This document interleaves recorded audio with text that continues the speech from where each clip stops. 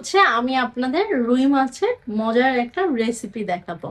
ঠিক আছে, এটা হচ্ছে রুই মাছ এই জায়গায় মেখে রেখেছি আর কি। এটা ভাজবো, ভাজার পরে হচ্ছে আমি দেখাবো একদমই সিম্পল ভাবে আমি এই রুই মাছটা কিভাবে হচ্ছে ভুনা করি। চলুন এটা কিভাবে রান্না করি আপনাদের দেখাই।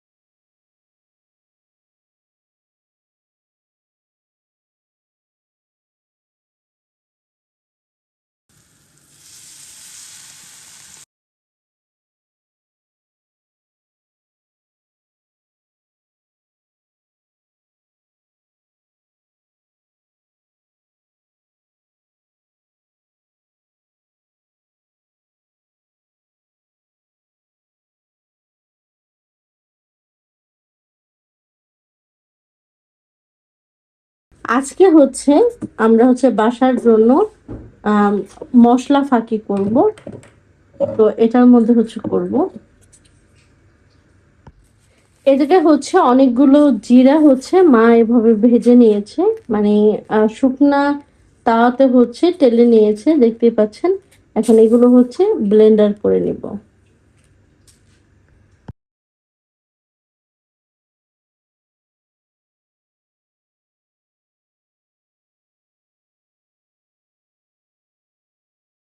এই হচ্ছে জিরার গুঁড়া, একদমই মিহিদানা হয়ে গিয়েছে, দেখতেই পাচ্ছেন। 1 সেকেন্ড লাগে হতে, দেখেন একদম সুন্দর গুঁড়া হয়ে গেছে। এখন হচ্ছে ধনিয়া গুঁড়া করব। এখন হচ্ছে ধনিয়া গুঁড়া করব।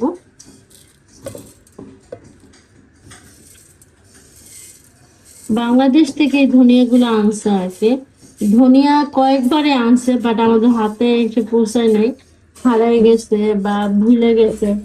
তো পরে হচ্ছে এই ধনিয়াগুলো আসছে আর কি। এই হচ্ছে ধনিয়া। আমি হচ্ছে এই রুটিটা বানিয়ে নিব, নর্মাল যে রুটি বানাই ওইটা।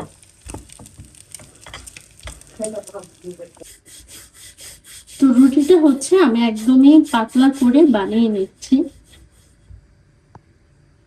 তো রুটিটা বেশি ভালো হয় নাই, যাই হোক, না হইলে কিছু করার নাই, আমি নিজেই খাবো আর কি। তো তারপরে হচ্ছে একটা চিজ দিয়ে দিই এখন, মাঝখানে একটা স্লাইস করা চিজ দিচ্ছি।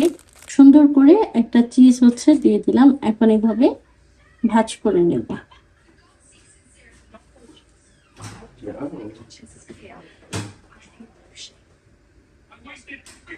ভাঁজ করে নেওয়ার পরে হচ্ছে আমি একটু হালকা পাতলা করে নিব, এই ভিতরে চিজ সহই আর কি। তবে এমন ভাবে পাতলা করতে হবে চিজটা যাতে ভিতর থেকে বের না হয়ে যায়।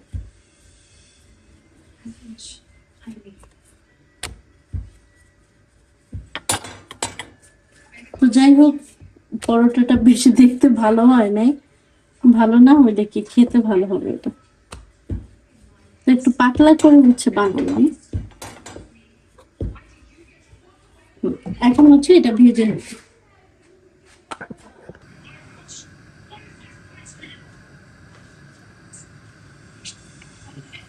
এই পাশটা হালকা হয়ে গিয়েছে, এখন উঠিয়ে দিলাম।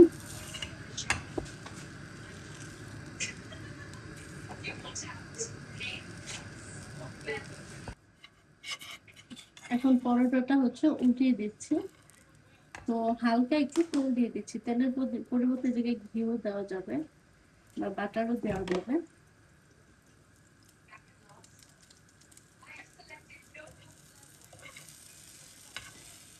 তো দেখতেই পাচ্ছেন চিজ একটু বের হয়ে গিয়েছে, এই জন্য হচ্ছে মানে এমন ভাবে করা উচিত ছিল যাতে হচ্ছে চিজটা বের না হয়।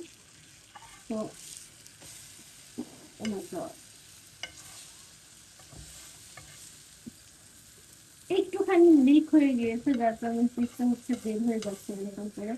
উম, এটাকে হচ্ছে ও যাতা হয়ে গেল কিছুটা। রুটিটা বেশি পাতলা হয়ে গেছে। তো যাই হোক, এই রসটা হয়ে গিয়েছে, আর করতে হবে না। এই হচ্ছে আমার চিজ পরোটা।